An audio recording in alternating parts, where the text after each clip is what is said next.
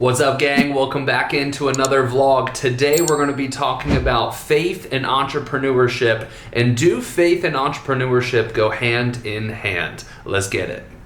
If y'all like energy drinks, you got to try this. Jocko Go. All right, it only has 90 milligrams of caffeine, but it's got neurotropics, and honestly, anything orange, I don't know about y'all, let me know in the comments down below, but anything orange, like if it's a soda, if it's a energy drink especially, I'm gonna gobble that shit up. So, recommend. All right, we got a big day today. I'm about to hop on a training call with my two closers. We're gonna go over some game film. From there, I have a meeting with our coaches. Then I have a sales call. Then I have a big gap until about 5:30. I have two sales calls, one at 5, one at 5:30. And then I have a call tonight at 7. This one's actually, I'm really excited for this one. I am hosting a spouse call. So all of our clients get to bring their significant others to the call, and we're gonna talk about relationships and entrepreneurship. So stack day, and then with those gaps, we're gonna be focused on projects and things of that nature. So let's get it. What's up, big guy? Yo, can you hear me? What's up? Yeah, I got you. What's up, man? How are you doing? Hey, I'm good. How are you guys? Good. I'm digging the sweatshirt. Thanks. Yeah. How are we doing on personal development? Good, man. I feel good. Like I said, I tore the. So when you get older and you get chubby, you when you play sports, you learn it. You know how to learn your body. So I typically if I hit a double, I typically say a double. I don't push myself because I know my body. So when we present an offer, I really want us to get in the habit of just saying, are we committing to this, right? So even in this instance, obviously she objected it, but still I want to just get in the habit of saying, are we committing to this? So you pitched, she said 2K down, and then you pitched what the monthly payment is. Just always follow that up with, are we committing to this? So here, I'm gonna play it again. Let's freaking go! Just closed a deal, baby. Come on. All right, couple of quick NLCA updates for you guys. I know we're talking about faith today, and we're gonna get there. Don't you worry. But I want to give you guys a quick little NLCA update. So a couple of really great things that we're working on. You guys have been following me through this whole entire journey. We're still working, baby. We're still working. We're still trying to grow revenue and grow profitability. We are getting better, but still definitely room for progress here. So couple of updates. Number one, as you guys know, I hired a closer. Last week was the first week that I let the training wheels off. What I mean by that is I gave him a full call load. I stopped taking sales calls, and I challenged the sales team, and I said, hey, you're not gonna have me anymore. Let's see how you guys do.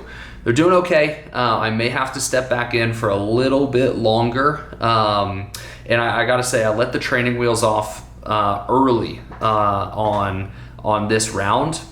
Reason being is, I trust the team. I think our closing team could really dominate it. I think there's, as always, things that we can improve, but I think our closing team could really dominate it. But I let the training wheels off a little bit early, meaning I stopped taking sales calls a little bit early because I wanted to test them and see how they would do. I think I'm gonna have to step back in for a little bit longer before I give them another opportunity to showcase that. But I'm glad that they got that opportunity.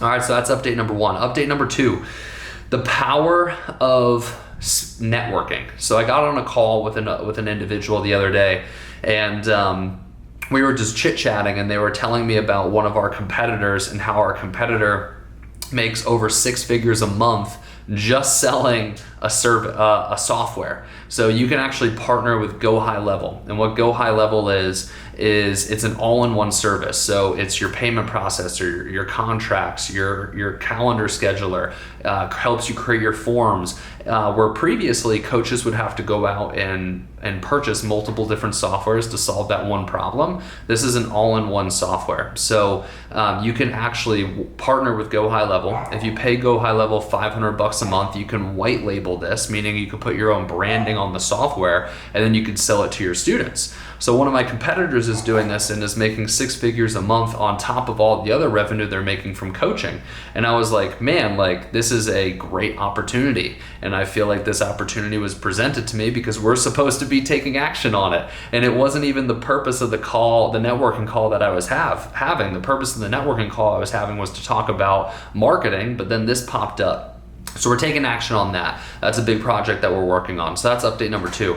Update number 3. I'm also realizing, because last time I told you guys I didn't take action on the subscription, and one of our competitors took action on that idea. Well, I just said fuck it. We're grabbing life by the balls. We're just being more risky, and we're just gonna fucking go for it. So we're building out our own NLCA subscription. It's going to be our whole entire NLCA course. It's going to be a support community. I'm going to be in the support community every single day. It's going to be a subscription for $97 a month, and if people want our certificate, our certification, they can pay an extra $50 a month, and it'll be $150 a month in order to be able to access that. So those are some of the growth projects that we're working on right now. Energy is good. I feel like I'm hyper productive. I feel like the team is crushing it, and yeah, we got a lot of exciting things on the horizon here. All right, y'all, we are at the pool at my apartment complex. I've been lately, because it's summer, I've been spending like 20 minutes of my day tanning.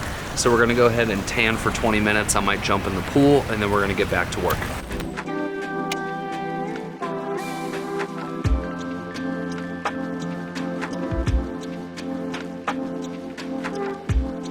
All right, gang. Totally forgot what I was gonna say. We can include that. I loved in the last vlog how our editing team, shout out the editing team, just made me look goofy as hell. That really is my true personality. As serious as I am, as type A as I am, as like go-getter mentality as I am, I'm really a goofy, Jesus Christ, a goofy motherfucker at heart. All right, so let's talk about it. If you see me looking off to the left-hand side here, you guys know the drill. I like to write down my notes ahead of time. This way I know exactly what I'm gonna say. All right, so we're talking about faith and entrepreneurship. Do these go hand in hand? All right, I think 100%. All right, you guys know you know a little bit of my faith journey. If you don't, I'll give you the 30-second elevator pitch, and then we'll get into the content. So I went through a really hard time in business, and I had a staff member tell me that, hey, you might just need to get closer to God. And I'm gonna be honest, I haven't been inside of a church. I've been inside of a church a handful of times in my life. Once when my grandpa passed away. And then 2, in 2nd grade, my parents put me into Bible school. I told my parents, hey, I don't wanna do this. And I didn't do it. And I really haven't been religious up until the age of 28, when a staff member, Jeremy Rutherford, I'll shout him out, told me, hey, maybe you should, start a walk with God. Maybe you should get closer to God. And I was like, you know what? I'm kind of a little bit down and out right now. I'll do it. I'll give it a shot. And if I'm being honest, I truthfully feel like God puts you through hard positions. If you're not a believer, he puts you through these hard positions to find him, and then he'll continue to put you into harder and harder situations to mold you into the woman or man that you are supposed to become. And that is my new belief. I've had a paradigm shift in the year of 2024, and at least for now, I am a believer. I am reading the Bible every single day. I read a passage in the Old Testament. I also read an excerpt in the New Testament, and I pray every single day as well. So coming back to that main question, faith and entrepreneurship, do they go hand in hand? And my answer is truthfully, yes, I do think so. And here is why. The pursuit of entrepreneurship just for the goal of gaining money is a very empty and bottomless and not very fulfilling pursuit. And what I've learned in my very short journey of faith is the goal of believing in God, the goal of going on your walk with God, the goal of this is to have a whole and complete and fulfilling life. It seems like it's very mission driven. It seems like it's about fulfillment. It seems like it's about helping other individuals. And that's exactly what entrepreneurship is. Entrepreneurship is supposed to be a vehicle for your mission, right? Your business is supposed to be a vehicle for your mission. But I feel like in the modern day entrepreneur, the Instagram entrepreneur, it's all about what car are you driving? How much money are you making? Did you make $100,000 this month? Did you make $1 million this month? Are you an 8-figure entrepreneur? Are you a 7-figure entrepreneur? Did you make $10,000 this month? It's all about things that are superficial. And don't get me wrong, I love those things just as much as the next person. I want to be an 8-figure entrepreneur from the context of making 8 figures a year. I've done 8 figures in my career. I would love to do 8 figures a year, but I'm also, as I'm getting older, I'm closer to 30, I'm 29, I'll be 30 in literally 11 months. I'm learning more and more that entrepreneurship is really about the impact that you're making and not as much about the money. And it's funny because earlier on in my career, I was extremely money driven, I was extremely growth oriented, and I'm still growth oriented, just in a different way. I care more about spreading my mission and my purpose. I care more about helping people. I care more about leaving an impact and a legacy. And I feel like that's very aligned with faith. So coming back to this bullet point here, entrepreneurship and faith, or faith and entrepreneurship, do they go hand in hand? I absolutely think they do. I think they are both driven in the pursuit of helping other individuals, of making an impact. So that's point number one. Point number two is this. I think there is a spiritual war happening right now. All right, when you look at our world is in a dumpster fire, or at least it seems like it's in a dumpster fire, especially when you scroll on TikTok and Instagram and YouTube and you listen to all these pundits talk about it. It seems like the world is in a dumpster fire. If we removed media altogether and just went outside in nature, we would honestly think there's nothing wrong with the world. But there's a lot of crazy shit going on with the world. And truthfully, this used to never be my thought, but this is my current thought. This is my current belief. And you can call me crazy. That's totally fine. You can call me a conspiracy theorist. That's totally fine. These are my beliefs, and this is my platform. So I'm going to share my beliefs. So you can either like the belief or you don't have to follow me. And even if you don't follow me, that doesn't mean you can't watch. Of course, you could watch and you can counter my belief too. But I truthfully think there's a spiritual war going on. I think there's a lot of evil in this world, and I think there's a lot of good in this world. And I heard somebody say this, and they said it perfectly. Her name is Cody Sanchez. What she said is, and basically kind of described it in this way, is that spirituality is a war. You have good people, you have bad people, and there's soldiers on either side of the team. And those soldiers fight by the decisions they make every single day. So the individuals on the good team are going to make decisions to help people. They're going to make decisions to better themselves. They're going to make decisions that are considered good, holy decisions, right? That will continue to grow that message. And that's what the war is. It's the messaging. Is there more good in the world? Is there more evil in the world? And I think that's the spiritual war that we are at right now. So the original question that we're answering today is faith and entrepreneurship. Does it go hand in hand? Once again, we've already answered the question, yes, but the second point here is entrepreneurs have such a big hand in this spiritual war, right, of good and evil, because an entrepreneur could be evil and an entrepreneur could be very good. Evil entrepreneurs are going to care more about money. They're going to care more about the things that the devil would care about, right, the money, the sex, the drugs, right? They're going to highlight all of those things as like, this is the pinnacle, right? And that to me is an evil entrepreneur. But then you also have good entrepreneurs, and good entrepreneurs care about their mission. They're mission driven. They're trying to make an impact. They're trying to change the world. And entrepreneurs have such a heavy hand in this spiritual war. So my question to you is how are you contributing to good, and or how are you contributing to evil? So when we answer that question of faith and entrepreneurship, yes, it does go hand in hand. And now more than ever, entrepreneurs have the ability to do good, and entrepreneurs have the ability to help spread the message of positivity and good in the world, so that side of things wins and evil does not win. Because right now, if I'm being honest, I feel like evil is winning. I feel like there is more bad in this world than there is good, unfortunately, right now. All right, so that's my second point. All right, point number 3. This is a question that I've been asking myself as I've gotten more and more into this faith journey. A question that I've been asking myself is God going to do all the work for you, right? Because as I've gotten more spiritual, I'm like, okay, so am I in control of my life, or is God in control of my life? And the answer is no, I don't think that God is going to do all the work for you. This is my personal belief, and this is something that I've been contemplating a lot in my brain, but I feel pretty firm in this belief. So my belief is God will create a potential path for you, and we'll put decisions in front of you, we'll put opportunities in front of you, but it's still up to you to capitalize on that opportunity. It's still up to you to show up and give it your best. It's still up to you to put in the work, right? And God will do, if God is still in your good graces, which God is a very forgiving God, he will continue to present these opportunities to you. He will continue to present the opportunities in your life to change and to do better and to rid yourself of your weaknesses and to become the ultimate version of yourself that you're supposed to come. But you still need to be the person who shows up.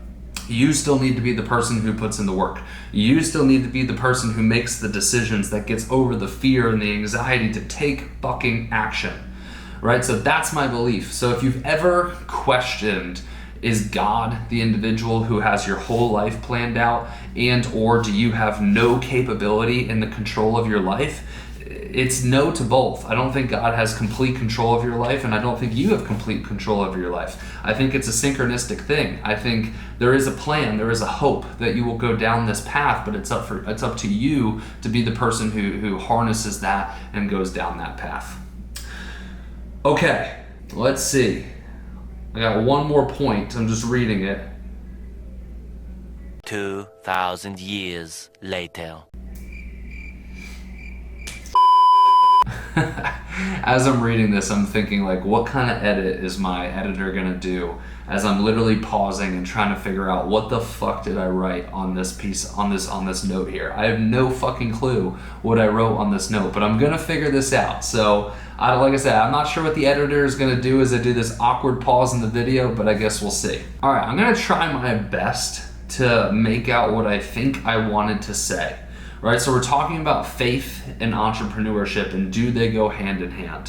What I think I wanted to say in this last point here is I've made the statement and I've made the claim that I think entrepreneurship and the journey of entrepreneurship is the greatest personal development tool out there.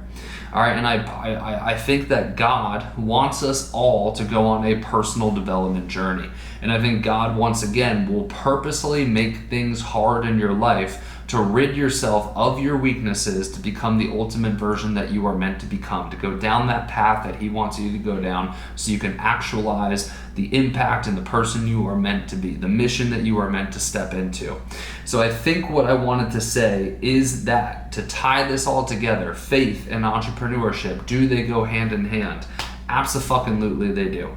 All right, you are supposed to go down this challenging path. If you're an entrepreneur, you are supposed to go down this challenging path. You are supposed to go through the struggle. Like I said, God creates this path, and if entrepreneurship has fallen into your lap, or the opportunity to become an entrepreneur has fallen into your lap, then God has thought that this individual is capable. All right, and often as an entrepreneur, we think that the challenges in front of us are meant to tell us that we are not capable, but it is really actually the opposite of that. The challenges in front of you are meant to show you that, hey, you were supposed to get through this challenge to unlock the next level and the next level and the next level.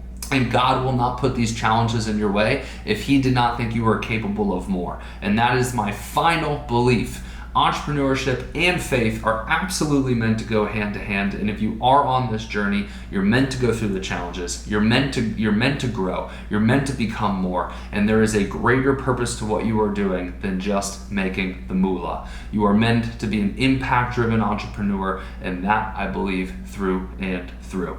All right, I am stepping off my soapbox. All right, we're gonna continue the vlog.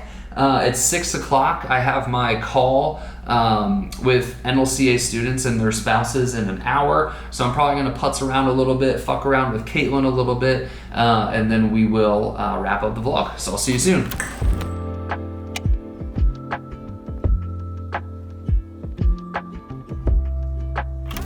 Okay, I hijacked Chad's camera.